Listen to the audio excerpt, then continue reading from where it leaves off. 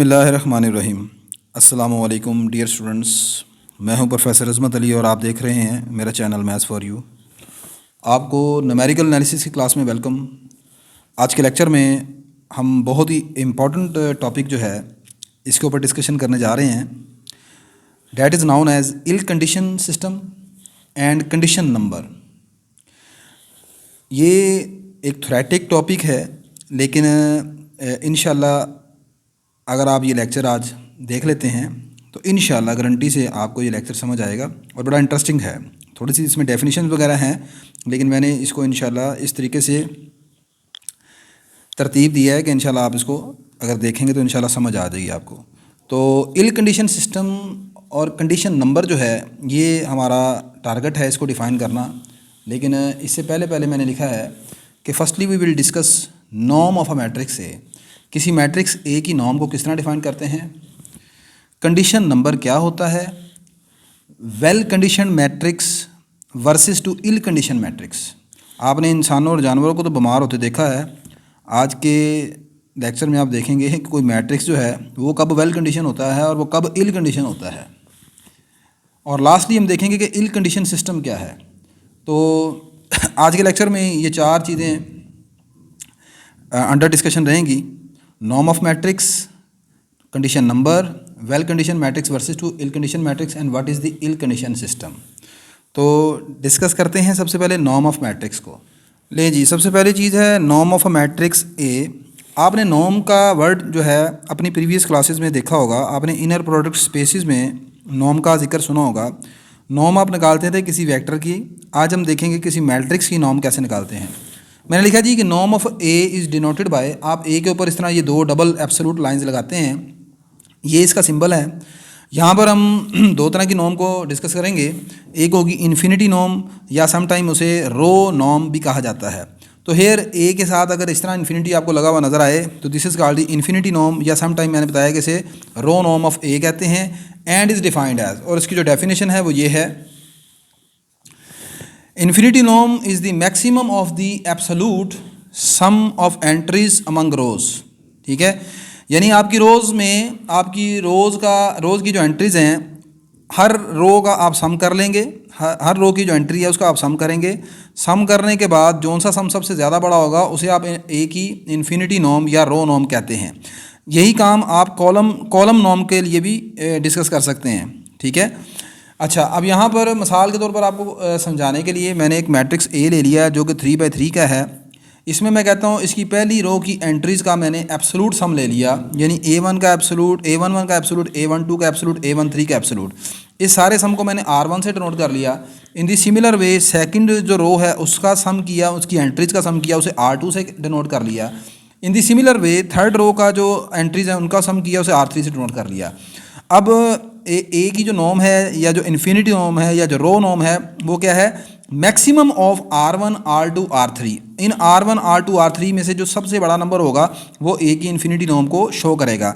यही काम मैंने बताया कि आप कॉलम के लिए भी कर सकते हैं। अगर आप यहाँ पर कॉलम वाइज चलें तो तब भी इसे सम ऑथर जो है वो इन्फिनिटी नॉर्म के तौर पर कंसीडर कर लेते हैं। ठीक है, लेकिन ज़्यादातर ये रो नॉर्म या इन्फिनिटी नॉर्म जो है यही ज़्यादा आप बुक्स में देखेंगे तो लिखा होगा। ठीक है, लें जी, रो नॉर्म ख़त्म भी हो गई। अब इससे रिलेटेड मैं एक एग्जांपल आपको आसान सी एग्जांपल समझाने के लिए मैंने लिखा है, मेरे पास एक मैट्रिक्स ए है जो कि 2×2 का है, जिसकी पहली एंट्री 1 है, दूसरी 2 है, फिर तीसरी एंट्री 1.0001 है, फिर 2 है। मैंने आपसे कहा है कि आपने यहाँ पर इन्फिनिटी नॉर्म या ये जो रो नॉर्म है यहाँ पर इन्फिनिटी भी लिख सकते हैं, यहाँ पर आर लिखेंगे तो this is called the row norm. ये मालूम करना है। ठीक है, और दूसरा मैंने ये लिखा है find norm of A relative to second row that is find A के नीचे 2 लगा दिया है। तो यहाँ पर इसमें और इसमें फ़र्क क्या है? ये पूरे मैट्रिक्स ए की नॉर्म है, ये सिर्फ उसकी सेकंड रो के लिहाज से आपने मैट्रिक्स ए की नॉर्म निकाली है। ठीक है, मतलब यहाँ पर देखते हैं। सबसे पहले मैंने क्या किया, इसकी आप पहली रो को देख लें, 1 2 है, दूसरी रो को ये देख लें। अब मैं क्या करने लगा हूँ, मैंने पहली रो के जो एलिमेंट्स हैं उनका एब्सोल्यूट ले लिया और सम कर लिया, यानी 1 का एब्सोल्यूट, 2 का एब्सोल्यूट। यहाँ पर देखें पहली रो में नंबर है 1 और 2, इन दोनों का इंडिविजुअल मैंने यहाँ पर एब्सोल्यूट लिया, सम कर लिया। इसी तरह सेकंड रो में जो नंबर हैं उनका भी आपने एब्सोल्यूट ले लिया और सम कर लिया। अब सम करने के बाद यहाँ पर 1 + 2 3 आ गया और दूसरी रो का जो सम बना एंट्रीज़ का वो है 3.0001। अब आपने बताया इन दोनों में से बड़ा नंबर कौन सा है, इन दोनों में से बड़ा नंबर है 3.0001, लिहाजा यहाँ पर मैट्रिक्स ए की जो इन्फिनिटी नॉर्म है वो 3.0001 है। बस ये ख़त्म हो गया। अगली चीज़, norm of A relative to second row, वो क्या होगी, बस आपने सेकंड रो के जो नंबर हैं उनको प्लस करना है। तो सेकंड रो के नंबर ये हैं, इन दोनों को आपने प्लस किया और एब्सोल्यूट के साथ प्लस किया, एब्सोल्यूट सम, तो वो आंसर आया था 3.0001। तो लिहाजा यहाँ पर ए की जो नॉर्म है with respect to second row वो है 3.0001। फ़र्ज़ करें यहाँ पर आपको कहता है कि नॉर्म ऑफ ए मालूम करें with respect to second column, तो सेकंड कॉलम के लिहाज से मालूम करेंगे तो ये 2 + 2 4 आ जाएगा। ठीक है, और यहाँ से अब आप ये भी देख सकते हैं कि ए की जो नॉर्म है with respect to second row second column ये सेम नहीं होती हमेशा। ठीक है, सेकंड रो सेकंड कॉलम के लिहाज से निकालेंगे तो आंसर क्या बनेगा 4, फर्स्ट कॉलम के लिहाज से निकालेंगे ए की नॉर्म तो वो आएगा 2.0001। ठीक है जी, लें जी ये ए की नॉर्म कंप्लीट हो गई है। आगे देखते हैं जी, नेक्स्ट अगला हमारा टॉपिक है कंडीशन नंबर। मैंने लिखा जी लेट ए बी या नॉन सिंगुलर मैट्रिक्स। सबसे पहले कंडीशन नंबर मालूम करने के लिए आपके पास जो मैट्रिक्स ए है वो क्या होना चाहिए, नॉन सिंगुलर होना चाहिए, तब आप ए का जो है वो कंडीशन नंबर मालूम कर सकते हैं। आगे मैंने लिखा है जी लेट ए बी या non singular matrix then condition number is given by. Condition number को यहाँ पर मैं सी से डिनोट कर रहा हूँ, वो सिंपल सा आसान सा है। ए की इन्फिनिटी नॉर्म का प्रोडक्ट है ए के इन्वर्स की इन्फिनिटी नॉर्म के साथ। नीचे मैंने लिख दिया है this is the infinity norm of A and this is the infinity norm of A inverse, यानी कि ए इनवर्स की इन्फिनिटी नॉर्म निकालें और ए की इन्फिनिटी नॉर्म निकालें, दोनों का प्रोडक्ट ले लें, तो वो आपके पास जो चीज़ आएगी वो कंडीशन नंबर कहलाता है। अब देखें ना, आपने यहाँ पर मैंने क्यों लिखा है कि ए नॉन सिंगुलर होना चाहिए, क्योंकि आप जानते हैं कि ए का इनवर्स निकालने के लिए मैट्रिक्स ए का नॉन सिंगुलर होना ज़रूरी है। नॉन सिंगुलर किसे कहते हैं, जिसका डिटर्मिनेंट जो है वो नॉन जीरो होता है। ठीक है ना, नहीं जी, आगे कंडीशन नंबर के समझाने के लिए मैंने फिर एक एग्जांपल ली। मैंने लिखा जी find the condition number of matrix है गिवन इन एग्जांपल नंबर 1। आपकी जो एग्जांपल नंबर 1 है उसमें जो मैट्रिक्स है उसका आपने कंडीशन नंबर निकालना है। अब यहाँ से देख लें एक चीज़ ये कि कंडीशन नंबर किस चीज़ का निकाला जाता है, मैट्रिक्स का। ठीक है ना, तो आगे मैंने लिखा है जी अब ए का कंडीशन नंबर मालूम करने के लिए firstly we find A inverse. A inverse मालूम करेंगे और ए इनवर्स का फार्मूला आप जानते हैं, ए इनवर्स होता है adjoint of A divide by A का डिटर्मिनेंट। ठीक जनाब, आपके पास मैट्रिक्स ए आप एग्जांपल नंबर 1 में देख चुके हैं। मैंने उसका inverse A inverse directly calculate करके दिख दिया है। यहाँ पर ये ए इनवर्स की पहली रो की एंट्रीज़ हैं -10,000, 10,000, 5,000.5 -5,000। मैं उम्मीद करता हूँ कि आपको मैट्रिक्स ए का इनवर्स मालूम करने आता है। ठीक है, लेकिन जी अब मैं आगे निकालना चाह रहा हूँ ए इनवर्स की इन्फिनिटी नॉर्म। तो नॉर्म कैसे निकालते हैं वो आप जानते हैं। सबसे पहले हम इसकी पहली रो के नंबर जो हैं उनको सम कर लेंगे, इसी तरह इसकी सेकंड रो के नंबरों को भी सम कर लेंगे, एब्सोल्यूट सम। तो पहली रो जो है यहाँ पर पहला नंबर -10,000 है, इसका एब्सोल्यूट आ गया। इसी तरह सेकंड रो है आपके पास 10,000, उसका एब्सोल्यूट आ गया। इनको आपने एक ब्रैकेट में बंद कर लिया पहली रो के नंबरों को। इसी तरह सेकंड रो के जो दूसरे नंबर हैं उनको भी आपने एब्सोल्यूट लेकर एक ब्रैकेट में बंद कर लिया। अब यहाँ पर -10,000 का एब्सोल्यूट आप जानते हैं +10,000 है, ये भी 10,000, ये भी 10,000 बन गया 20,000। इसी तरह ये 5,000.5 है, ये -5,000 है। ठीक है, ये एब्सोल्यूट है, ये 1 नहीं लिखा हुआ मैंने। ठीक है, ये गलती अच्छा, इनको प्लस कर लीजिए, आ जाएगा 10,000.5। ठीक है, अब आप मुझे बताओ इन दोनों में से बड़ा नंबर कौन सा है। इन दोनों में से आप देख सकते हैं बड़ा नंबर जो है वो 20,000 है। लिहाजा ए इनवर्स की जो इन्फिनिटी नॉर्म है वो किसके बराबर आ गई, 20,000 के बराबर आ गई। बस बात ख़त्म होगी। आगे मैंने निकालना है कंडीशन नंबर। तो कंडीशन नंबर का फार्मूला आपके सामने लिखा हुआ है, ए की infinity norm multiply by A inverse की इन्फिनिटी नॉर्म। ए की इन्फिनिटी नॉर्म निकाली थी अभी हमने पीछे 3.0001, और ए इनवर्स की जो इन्फिनिटी नॉर्म है वो निकली है 20,000। इन दोनों को आपने मल्टीप्लाई कर लिया, आंसर बन गया 60,002। ठीक है, तो इस मैट्रिक्स ए का जो कंडीशन नंबर है वो 60,002 आ गया। ठीक होगी बात ये। लेकिन जी नेक्स्ट अब आ गया हूँ मैं आगे, well condition versus to ill condition matrix. एक मैट्रिक्स को मैंने लिखा है, a matrix A is called well condition if its condition number C is closely equal to 1।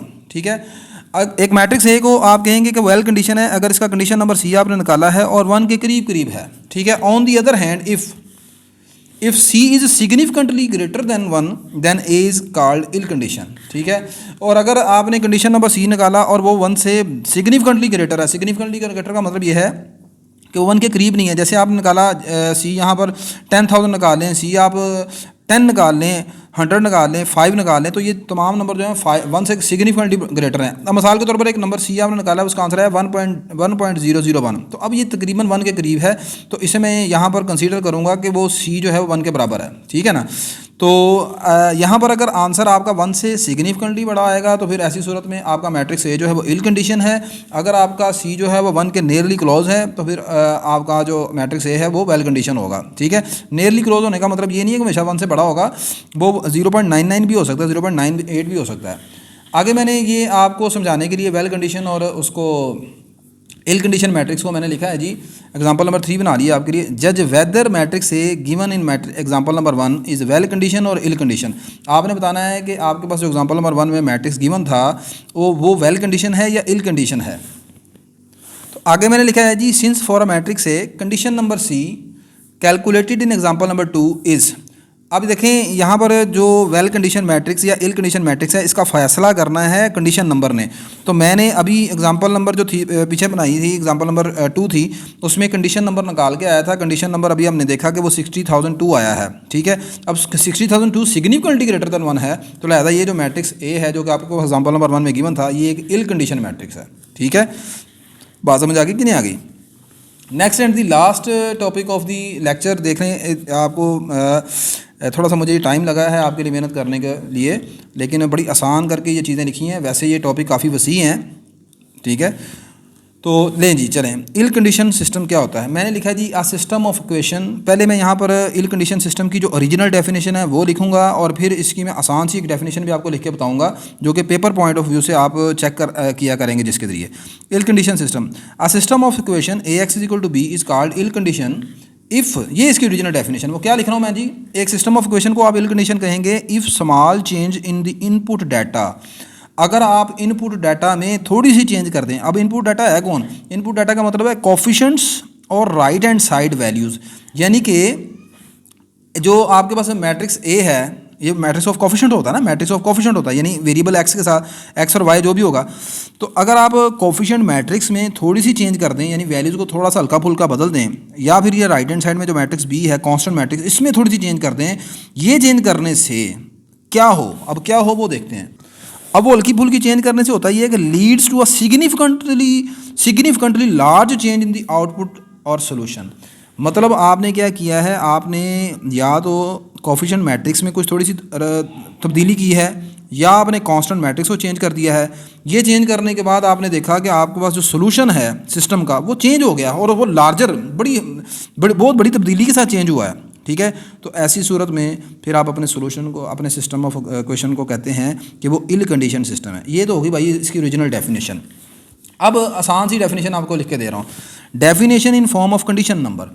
लो जी, मैंने लिखा है system of equation A X equal to B is called ill condition if condition number C is greater than 1 sufficiently larger than 1।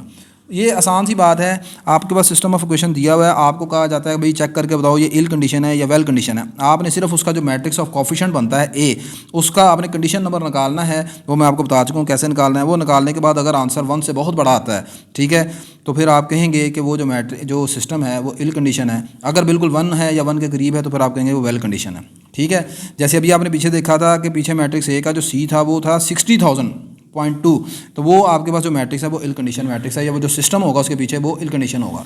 लो जी, आगे मैंने अब आप ये के ज़हन में ये चीज़ चल रही होगी यार, दिया हुआ मैट्रिक्स दिया हुआ सिस्टम हो तो उसमें इल कंडीशन के ज़रिए तो बड़े आसानी से हम मालूम कर सकते हैं, लेकिन ये जो ओरिजिनल डेफिनेशन है इसके ज़रिए अगर हमने करना हो तो फिर कैसे होगा। मैंने लिखा है जी एग्जांपल में, लास्ट एग्जांपल मैंने बनाई, without finding condition number C check whether system.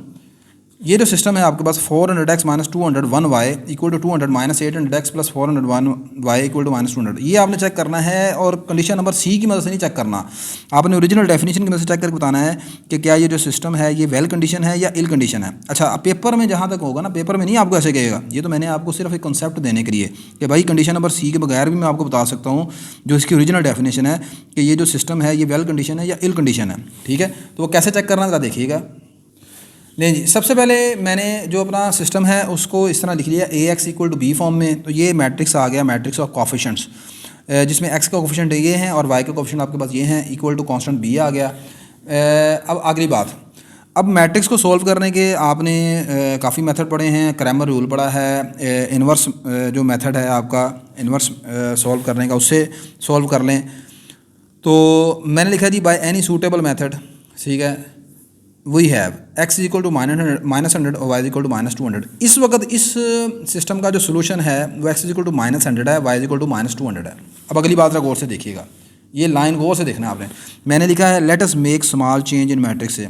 मैंने क्या किया है, मैंने आपको क्या बताया था कि आपने या तो इधर राइट साइड वाला थोड़ा सा नंबर को चेंज करना है मैट्रिक्स बी में, यानी इसे कर दें 201, इसे नीचे लिखते हैं 199.5, या फिर इधर आपका इख्तियार है कि मैट्रिक्स ए में कोई थोड़ी सी तब्दीली कर दें। ठीक है, ये करने के बाद आपने देखना है कि सोल्यूशन में क्या तब्दीली है, ये छोटी है जो बहुत बड़ी है। मैंने स्मॉल चेंज की है मैट्रिक्स ए में, और क्या किया है, इस 400 को मैंने 401 लिखने लगा। नहीं जी, मैंने इसको 401 लिख दिया, बाकी नंबर कुछ चेंज नहीं किया। बाकी ये और ये आप देख लें एज इट इज़ वैसे के वैसे ही हैं। ठीक है, वीडियो को पॉज कर लें और देख लें आप अपने सामने।